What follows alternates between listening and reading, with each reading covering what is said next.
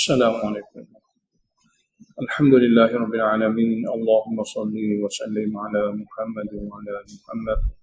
اللهم فقهنا في الدين وعلمنا التأويل واهدنا إلى سواء السبيل. اللهم وفقنا لما تحب وترضى واجعل آخرتنا خيرا من الأولى. رضينا بالله ربا وبالإسلام دينا وبمحمد نبيا ورسولا. أعوذ بالله من الشيطان الرجيم.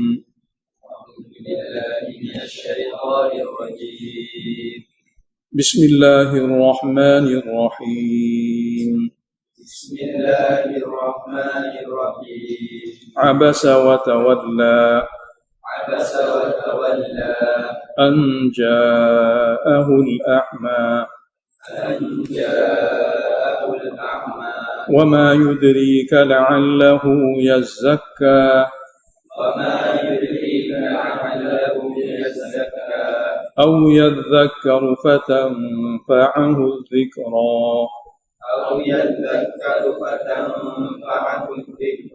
أما من استغنى فأنت له تصدى وما عليك ألا يزكى وأما من جاءك يسعى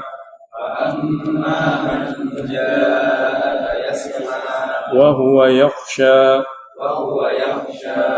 فأنت عنه تلهى كلا إنها تذكرة فمن شاء ذكره.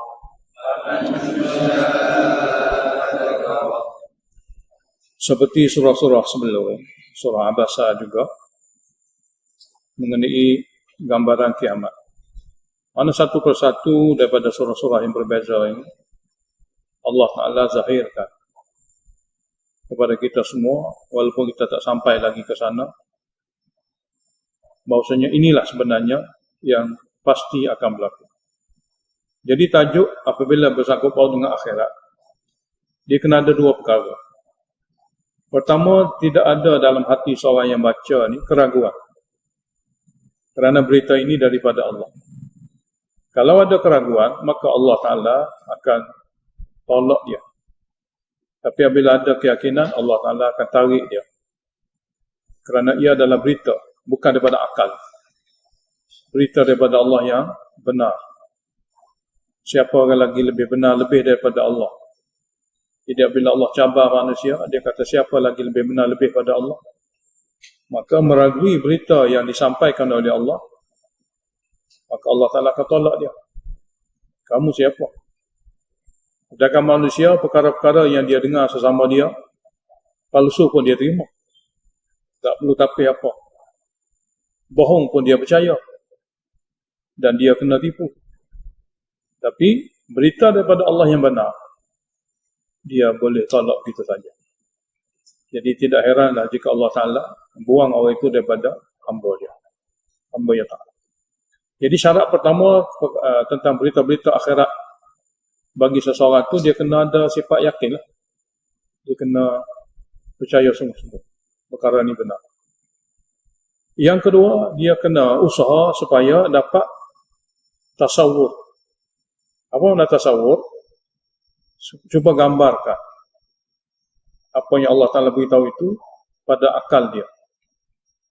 Sebab ia adalah perkara benar, cuba kita gambarkan perkara benar itu. Maka bila gambarkan perkara yang benar itu, Allah Ta'ala akan tambahkan kepadanya kefahaman dan keyakinan.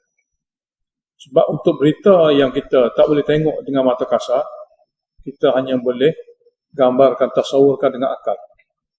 Asalkan kita tasawur perkara itu daripada apa yang diberitahu oleh Nabi SAW atau diberitahu oleh para sahabat baginda tentang perkara-perkara akhirat. Tidak lebih daripada apa yang sampai kepada kita daripada mereka ini.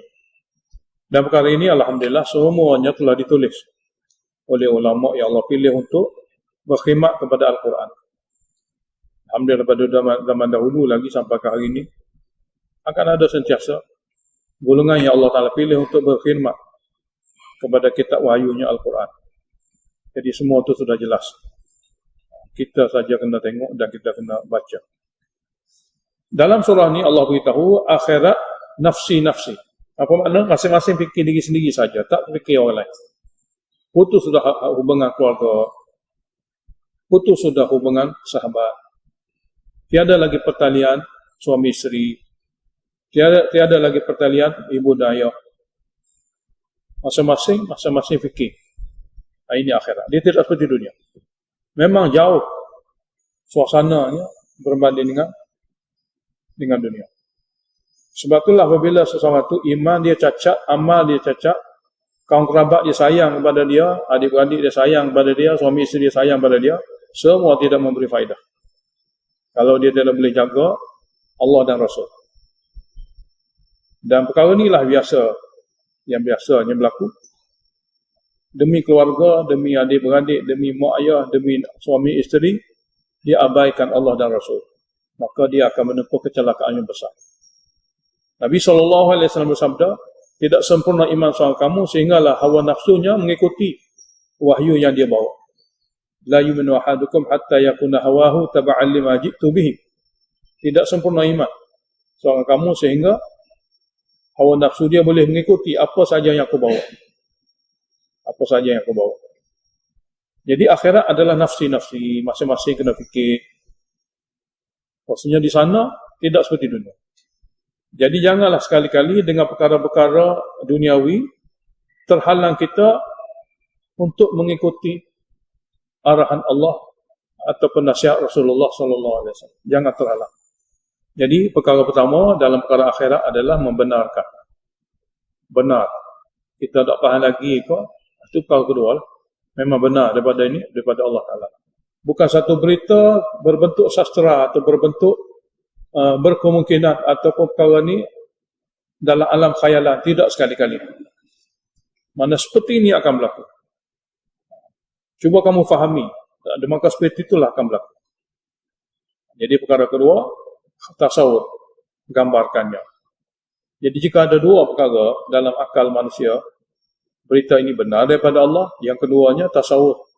Cuba gambarkannya apa yang kita pelajari. Maka lambat laun, perkara itu akan meresap dalam hati dan akan beri kesan. Akan membuahkan hasil. Akan wujudnya suatu kesedaran dan perubahan pada waktu. Jadi dalam surah ini, tajuk dianya nafsi-nafsi. Tajuk akhiratnya nafsi-nafsi. Kita akan baca pada hujung. Permulaan ayat, teguran kepada Nabi. Nabi pun kena tegur. Kalau seandainya wahyu ni rekaan Muhammad, nescaya tak ada surah Abasa wa Tawalla. Sebab surah ni menegur Nabi, memberitahu kelemahan Nabi, memberitahu kesilapan Nabi. Sini, dia panggil zajrun. Tak cuma zajrun, teguran kepada Nabi lah, tidak teguran kepada orang biasa. Teguran membina kepada Nabi dan akan diguna pakai kepada semua umat Nabi yang jenis dipilih untuk menjadi guru, pemimpin dan sebagainya. Nabi kita SAW masa ayat ni turun, dia duduk sebelum ayat ni turun, dia duduk bagi tempuan kepada pembesar-pembesar Quraisy. Sedang melayan pembesar Quraisy, memberitahu kepada mereka tentang agama Islam, tentang tauhid. Dalam masa Nabi duduk bagi ucapan ataupun Nabi duduk bagi tazkirah tentang wahyu kepada mereka, ni pembesar-pembesar Quraisy yang kafir lagi, tiba-tiba marilah Abdullah bin Ummi Maktub, sahabatnya yang buta. Oleh kerana buta, dia tak tahu apa sedang berlaku. Dia bunyi suara Nabi sedang menyampaikan sesuatu. Maka dia pergi jumpa Rasulullah. Dia kata, ya Rasulullah, ajarlah juga kepada saya. Atau umpama itu dalam hadis kita akan baca. Jadi apabila Nabi duduk bagi tawajuh kepada pembuka-pembuka kafir Quraisy ni, tiba-tiba pada masa itu mari sahabat dia Abdullah bin Ummi Maktub yang buta minta nak mengaji juga. Abasa, masam muka Nabi serta berkerut. Abbas asalnya dahi berkerut. Masa muka Nabi berkerut dahi baginda, wa tawalla, dan memalingkan muka baginda ke arah lain. Kenapa berlaku begitu? Anja'ahul ama, kerana datang kepada Nabi satu orang buta. Satu orang buta. Jadi kalau kita tengok terjemahnya, kita kata abasa, sudah masa muka, sudah berpaling muka kamu, telah masa mukanya, telah berpaling mukanya, kerana datang kepadanya satu orang buta. Itu asal dia. Telah masa mukanya, telah berpaling mukanya, kerana datang kepadanya orang buta. Jadi kita dapat gambarkan bahawasanya Nabi masa muka, Nabi berpaling muka kerana tak setuju kedatangan Abdullah bin Ummi Maktum di saat dia sedang bagi ucapan kepada pemuka kafir Quraisy. Lalu Allah tegur dia, Allah kata, "Wa ma yudrika la'allahu yazakka." Tahukah kamu, wahai Muhammad, tidakkah kamu tahu mungkin dia yang datang dengan keadaan buta ini yazakka, dia akan dapat bersihkan dosanya daripada silapan dan juga daripada kesalahannya dengan cara dia dengar apa yang kamu beritahu itu. Sebab daripada wahyu dia akan dapat dua perkara. Satunya takhliyah, satu lagi tahliyah, bil kha dan bil ha. Takhliyah ni menyucikan dosa. Kita duduk dalam majlis ilmu wahyu, paling-paling kurang kita akan dapat suci dosa. Memang itu jaminan daripada Allah. Maka jika ada lebih lagi kelebihan, kita dapat boleh buat amal. Maknanya masuk dalam majlis ilmu wahyu, paling-paling kurang satu orang itu akan dapat suci dosa dia. Itu jaminan daripada Allah. Dan ini maksud ia zakat. Kalaulah Allah nak bagi lebih lagi pada dia, dia faham. Kemudian dia boleh beramal. Kemudian dia boleh tabligh. Itu ia tazakar. Ambil faedah daripada ilmu yang dia dengar. Paling-paling kurang majlis itu sendiri mengampunkan dosa. Jadi wa ma yudrika la'allahu yazakka. Dan tahukah kamu, wahai Muhammad, mudah-mudahan dia apabila mari duduk dengar kepada kamu, yazakka, dia boleh bersihkan jiwa dia pada dosa. Paling-paling kurang dia akan duduk, dia akan gugur dosa dia. Di antara lain dia akan sedar, dia akan insaf, dia akan bertaubat dan sebagainya. Kalaulah tidak sekadar tu, yazakkar, atau dia akan dapat pengajaran. Dia dapat satu ilmu, penambahan ilmu. Dia dapat satu faedah daripada apa yang dia dengar hari itu. Lalu apabila ilmu dia diperolehi, fatanfa'uhu dzikra, akan memberi faedah kepadanya, peringatan ilmu itu kepada dia. Dia tak akan sunyi daripada perkara itu. Kerana apa? Kerana sahabat kamu yang buta ni, dia sudah tauhid. Dia sudah tauhid. Dia tidak macam orang kafir tu. Dia sudah tauhid. Dia sudah ada kelayakan untuk diberi. Untuk diberi pengampunan dosa dan untuk diberi ilmu yang boleh datang ke pahala apabila dia buat. Manakala kumpulan kamu yang duk fikir pada dia supaya dapat hidayat ni, dia masih kosong-kosong. Dia masih syirik pada Allah. Belum dibuka hati dia untuk Islam. Dia duduk dengan keadaan syirik pada Allah Ta'ala. Hatinya masih lagi tak terbuka. Jadi Allah Ta'ala beritahu, amma manistawna, adapun satu orang yang kamu bagi tumpuan lebih itu, manistawna, yang dia sebenarnya berasa serba cukup dengan agama. Istawna ni anidin. Adapun orang yang merasa diri dia serba cukup tentang agama, sebenarnya dia ni mari jumpa kamu bukan nak agama sangat, nak pengaruh. Soalannya mari nak cari pengaruh. Sebab itulah bila dia mari, dia buat syarat. Majlis kalau boleh jangan ada orang miskin. Majlis kalau boleh jangan ada orang bawahan. Dia nak majlis dia kelas tinggi. Dia mari pun dalam bentuk syarat. Seolahnya dia rasa dia tak perlu sangat. Seolah macam Nabi nak ke dia. Jadi amma man istaghna, adapun orang sudah berasa serba cukup tentang ilmu, serba cukup tentang wahyu, fa anta lahu tasadda, maka kamu bersungguh-sungguh bagi layanan. Orang tu dia mari dengan keadaan serba cukup. Dia rasa tak minat sebenarnya ilmu. Tapi kamu bagi kepadanya layanan cukup-cukup. Fa anta lahu tasadda. Wa ma 'alaika, sedangkan tak salah pun kat atas kamu. Allah yazakka, kalau dia tak masuk Islam. Sedangkan tak salah kat atas kamu. Tak menjadi apa-apa bebanan kepada kamu wahai Muhammad. Allah yazzaka, kalau dia daripada orang kafir itu, dia tak masuk Islam. Dia tak mahu bertaubat. Tak ada salah apa. Tapi orang sudah Islam, mari nak belajar, kalau kamu tak bagi tumpuan, kamu dikira bersalah. Seperti mana yang kita telah baca dalam surah Al-An'am. Dan surah Al-An'am dan surah lain. Wa amma man ja'aka yas'a, adapun dia yang datang kepada kamu bersungguh-sungguh, iaitu Abdullah bin Umi Maktum, mari pada kamu bersungguh-sungguh kerana minat agama. Dia berlawan dengan istighna. Istighna maknanya semua cukup, tak perlu agama. Masuk agama tak apa, tak masuk tak apa, jadi orang Islam tak apa, tak jadi orang Islam tak apa, sudah rasa cukup dengan wahyu. Kamu bagi perhatian sungguh-sungguh. Adapun orang yang datang pada kamu yas'a, bersungguh-sungguh mari nak dengar wahyu, nak belajar. Wahwa yakhsha, hal keadaan dia sendiri takut kepada Allah.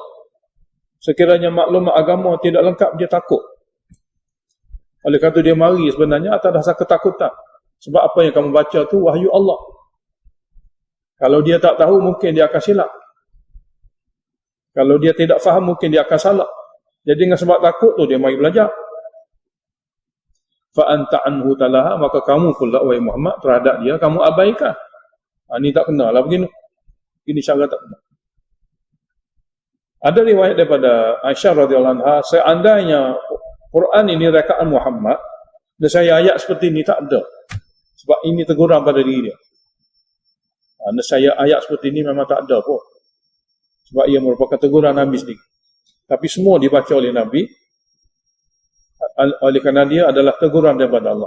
Dan teguran kepada semua umat-umat dia lah, yang menjadi guru agama, yang menjadi pemimpin masyarakat, dan sebagainya. Kalla, jangan begitu lain kali. Jangan begitu lain kali. Innaha, sesungguhnya ayat-ayat daripada wahyu itu yang membaca itu sebagai dalil dan bukti, sebenarnya dia tazkirah. Suatu ayat yang memberi kesan, peringatan, kesedaran, keinsafan dan perubahan. Nah, tazkirah ni kita terjemah dua sentiasa. Memberi kesedaran untuk tinggal perkara salah. Memberi ilmu, kefahaman untuk jadikan dia sebagai pedoman. Maknanya dalam tazkirah ni ada dua perkara. Tak sama juga takhliyah, tahliyah. Takhliyah maknanya menyucikan perkara yang tidak boleh ada. Tahliyah menghiasi perkara yang sepatut ada. Tahliyah. Tahliyah maknanya menghiasi. Takhliyah maknanya menyuci, mengosongkan. Jadi tazkirah pun makna dua juga. Jadi sesungguhnya ayat-ayat yang ada dalam Al-Quran ini memang dalam tu ada tazkirah. Suatu peringatan yang boleh menyebabkan satu orang itu sedar dan meninggalkan kemungkaran, meninggalkan syirik, meninggalkan derhaka. Dan tazkirah juga memberi kepada satu orang itu ilmu yang membina dia kepada melakukan taat, yang menjadikan pedoman hidup dia untuk seterusnya, macam mana dia nak merupuhi, mengharungi hidup dia yang akan datang. Jadi dua dalam satu tazkirah. Oleh kerana Quran je jenis tazkirah, maknanya semua boleh. Semua tu boleh hadir dan dengar. Berarti orang kafir pun boleh dengar. Lebih-lebih lagi orang Islam itu memang kena dengar. Orang kafir boleh dengar lah, tak apa. Lebih-lebih lagi orang sudah masuk Islam ni, dia sepatut kena dengar. Faman sya'a dzakarah, maka siapa-siapa yang ingin, ambillah dia sebagai pengajaran. Tengok Allah bagi bebas. Faman sya'a dzakarah. Tak ada pilih-pilih. Tak ada kelas-kelas. Tak ada pilih-pilih, tak ada kelas-kelas. Ni kelas orang atasan, orang bawah, tidak ada. Faman sya'a, Tuhan kata siapa-siapa yang nak, zakarah, dia ambil sebagai pengajaran. Mudah sekali. Mudah sekali untuk difahami. Cuma walaupun dia mudah untuk difahami, bebas untuk semua orang ambil, tak kira apa-apa. Tidak adalah interview, tidak ada apa ni, pilih-pilih, tidak. Wahyu ni bebas untuk semua. Tapi begitu pun dia memang tinggi. Bukan dia tak ada kualiti. Bukanlah kata dia ni oleh kerana semua boleh, maka dia tidak berkualiti. Tidak. Fi suhufin mukarramah. Dia sebenarnya berada dalam lembaran-lembaran yang dimuliakan. Sangat dimuliakan. Marfu'atin mutahharah. Ditinggikan, disucikan. ditinggikan mana tempat asalnya Lauhil Mahfuz, dan disucikan daripada perkara-perkara yang kotor dan yang cemar. Dia tidak seperti yang lain. Bi-aidi safarah. Sini bi-aidi dengan mana fi aidi safarah, berada dalam tangan-tangan penulis-penulis yang dipilih khas oleh Allah. Kiramin bararah, yang memiliki sifat sangat mulia, lagi banyak bakti kepada Allah. Semua itu nama bagi Al-Quran. Jadi Al-Quran yang Allah Ta'ala bagi sama rata ni bukan dia kualiti rendah. Seperti barang-barang dunia, ni untuk orang bawahan, ni untuk orang atasan. Mana bila orang atasan tu barang dia kualiti, orang bawahan ni barang dia tak berkualiti sangat, biasa. Quran tidak.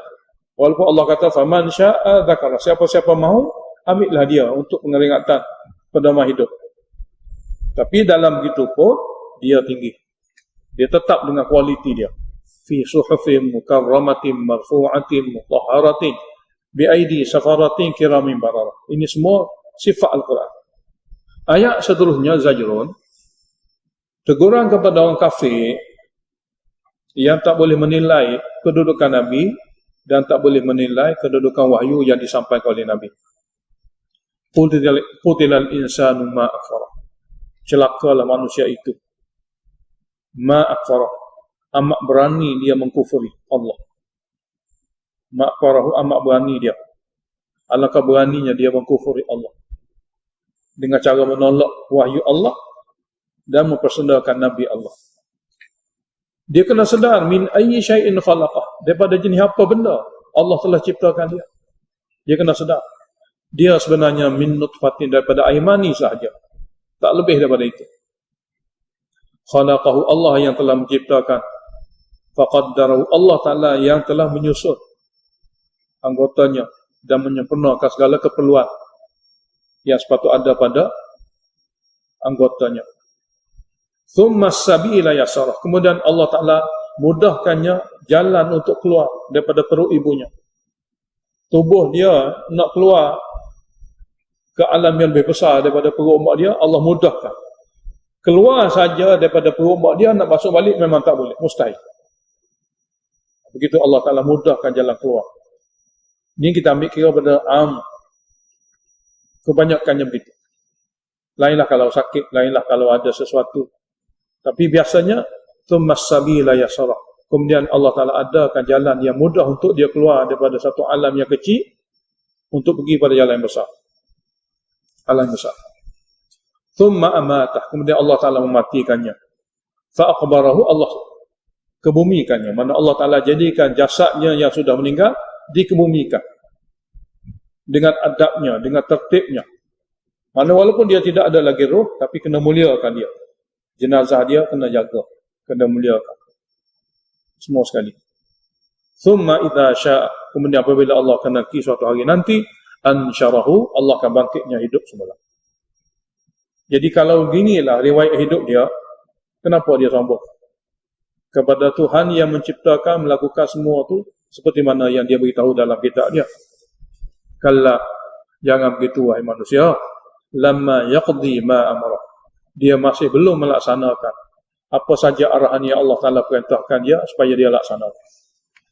Dia kena buat sebenarnya arah-arahan Tuhan dan kena tinggalkan larangan-larangannya. Paling kurang dia kena tahulah dulu. Nak buat, nak tinggal ni, biar tahu. Tahu ni perkara pertama. Kalau tak mahu tahu, memang teruklah manusia. Kitab Tuhan dia tak mahu tahu. Nak buat ni biar tahu dulu. Ni tak boleh, ni boleh. Jadi boleh tak boleh itu maklumat. Benda yang mana kena tahu sebelum buat, sebelum tinggal. Kalau tidak tahu yang patut buat, dia tak akan buat. Kalau tidak tahu yang tak boleh buat, dia buat. Jadi kalau jangan begitu wahai manusia. Lamma yaqdi ma amara, dia belum dapat melaksanakan apa saja yang Allah Ta'ala telah arahkannya. Paling-paling kuat arahan Allah Ta'ala sebelum meninggal menghadap Allah, dengar kitab Allah. Dia dengar kitab Allah ni paling-paling kurang. Kemudian tuan kitab ni lah kamu akan jumpa di akhirat. Benda-benda lain tidak jumpa. Kemudian Allah Ta'ala beritahu sebagai dalil akli tentang tauhid. falyanzuril insanu ila ta'am. Manusia sebenarnya dia kena tengok ila ta'amihi, pada makanannya dia dimakan sendiri. Macam mana punca makanan tu? Anna sababnal ma'a sabba, bahawa kamilah yang menurunkan air hujan, yang mencurah-curah hingga boleh dia guna. Setelah air itu turun, maka Allah simpan air itu di permukaan bumi. Lalu dia boleh ambil dengan cara-caranya daripada permukaan bumi, daripada mata-mata air. Thumma syaqaqnal arda syaqqa, kemudian kami buka, kami belah bumi ini sungguh-sungguh untuk menumbuhkan tumbuhan. Fa'ambatna fiha habba, lalu kami tumbuhkanlah di permukaan bumi itu, setelah dibelahnya bumi, habban, biji-bijian, wa inaban, anggur, wa qadban, sayur. Ini makanan biasa. Biji-bijian, gandum, padi, jagung, wa inaban, pelengkap, anggur, wa qadban, sayur. Ini makanan ruji manusia. Dia kena ada makanan bijian, dia kena ada makanan pelengkap buah-buahan, dia kena ada sayur-sayuran. Wa zaitunan wa nakhla. Zaitun, dia ada minyak, dia ada buah. Dia ada minyak, dia ada buah. Boleh jadi makanan, boleh jadi rawatan. Dan boleh jadi minyak untuk nyalaan. Nyalaan. Wa nakhla, dan pokok tamar. Tamar juga satu makanan, dalam tu begitu sekali banyaknya khasiat. Wa hadaiqa ghulba. Selain pada tanaman-tanaman tadi yang merupakan makanan ruji dan biasa, wa hadaiqa ghulba, dan kebun-kebun yang betul-betul lebat, yang boleh digunakan sebagai asbab rezeki, boleh dijual beli. Sebab dia lebat dan banyak, maka dalam jumlah yang banyak manusia tak boleh makan semua sekali. Lalu manusia boleh perdagangkan dia, boleh jual beli. Wa fakihatan wa abba, dan buah-buahan lain sebagai pelengkap bagi makanan ruji dia. Wa abban, dan rumput-rumput. Rumput-rumput yang banyak sangat kegunaannya, selain daripada dia menjadikan tempat untuk ladang ragut, rumput juga adalah merupakan suatu pandangan yang indah berbandingan tidak ada rumput. Mata'an lakum. Semua ini Allah Ta'ala ciptakan untuk kesenangan kamu. Kalau adanya Tuhan lain, dia kena beritahu. Saya boleh beritahu kerana ini hak saya buat. Itu cara berfikir. Itu dari akli. Mata'an lakum, kesenangan kamu untuk kamu sendiri, wali an'amikum, dan untuk binatang ternak kamu. Apakah begitu yang hamba berlaku di luar sana, di luar ayat ini? Kita kena kata ya. Maka bila kita kata ya, aku yang buat. Mana gitu. Ayat seterusnya takhwif ukhrawi. Alam ini dia akan berakhir suatu hari. Fa idza jatis sakhah, dan apabila datangnya satu suara yang sangat kuat, berlakulah kiamat. Berlakulah kiamat. Dan di sana nafsi-nafsi, inilah dakwah dia. Yauma yafirrul mar'u min akhi, hari akhirat dia tidak seperti hari dunia. Yauma yafirrul mar'u min akhi, hari yang mana seseorang itu akan lari daripada saudaranya. Akan lari daripada saudaranya. Wa ummihi, akan lari daripada ibunya sendiri. Wa abihi, ayahnya sendiri. Wa sahibatihi, pasangannya, isterinya. Wa bani, dan semua anak-anaknya.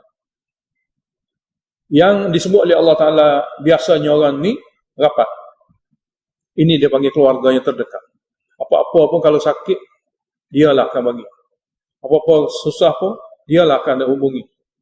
Jadi orang yang sentiasa rapat ini pun, di akhirat nanti, akan lari.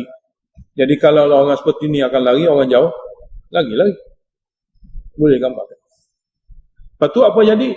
Likulli mri'in minhum, setiap orang pada masa itu, di kalangan mereka manusia yang mati, dan dibangkitkan semula, yauma idzin, pada hari itu, sya'nun yughnihi, urusan dia sendiri dengan Allah Ta'ala, menyibukkannya daripada segala-gala yang lain. Yughni maknanya urusannya sendiri, yughni. Sudah cukup untuk menyibukkannya daripada yang lain. Dia akan kata, nafsi, aku fikir diri aku. Kamu nak jadi apa, jadilah. Nafsi, mana attaqi nafsi. Aku takut masalah aku sendiri dengan Allah Ta'ala. Jadi sya'nu yughnihi, urusan dia sendiri. Sudah cukup untuk menyibukkan dia daripada yang lain-lain. Jadi apabila begini, suasana di sana, tentu di sini, semasa kita pergi, semasa kita tak pergi lagi, sesuatu kena buat.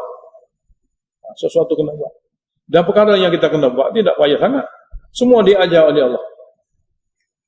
Satu persatu. Boleh dibuat oleh semua orang, kalau dia nak buat. Jadi apabila begitu, maka manusia terbagi pada dua lah. Ayat seterusnya tamsyir. Wujuhun yawma idzin musfirah. Beberapa muka pada hari itu berseri-seri. Dhahikatun, ketawa ria. Mustabsyiratun, bergembira. Ini suasana. Sebut kata muka ni dengan sendirilah. Boleh nampak bahawasanya bahagianya mereka. Kerana beberapa muka pada hari itu musfirah, berseri-seri. Dhahikatun, ketawa ria. Mustabsyiratun, penuh kegembiraan. Semoga Allah pilih kita daripada golongan ini. Amin. Jadi dalam surah ringkas begini Allah beritahu dunia akhirat. Wa wujuhun, dan muka-muka lain pula yauma idzin pada hari itu alaiha ghabar. Atas mukanya ada tutupan debu. Berdebu. Dikatakan makna debu sini gelap. Gelap. Kain putih apabila kena debu dia jadi pudar. Apabila makin tebal makin lusuh, makin hilang putihnya. Tarhaquha qataratun, yang ditutup oleh qataratun, warna gelap, hitam pekat. Dahlah berdebu ditutupi pula oleh kegelapan yang hitam pekat. Siapa dia ni? Ulaika humul kafar. Mereka-mereka itu adalah golongan yang kafarah. Akidahnya rusak. Kafarah sini adalah akidahnya rusak. Al-fajarah, amal juga derhaka. Dia bila rusak akidah dengan sendiri amal, akan jadi hamba yang derhaka. Semoga Allah lindungi kita semua daripada golongan ini. Amin. Alhamdulillahirabbil alamin. Allahumma shalli wa sallim ala Muhammad wa ala ali Muhammad. Allahumma wafiqna lima tuhibbu wa tarda waj'al akhiratana khairan min al-ula. Radina billahi rabban wa bil islam dinan wa bi Muhammadin nabiyyan wa rasula. اللهم انفعنا بما علمتنا وعلمنا ما ينفعنا وزدنا علما. الحمد لله على كل حال ونعوذ بالله من حال أهل النار. اللهم اشرح صدورنا للإسلام. اللهم حبب إلينا الإيمان وزينه في قلوبنا وكره إلينا الكفر والفسوق والعصيان. اللهم اجعلنا من الراشدين.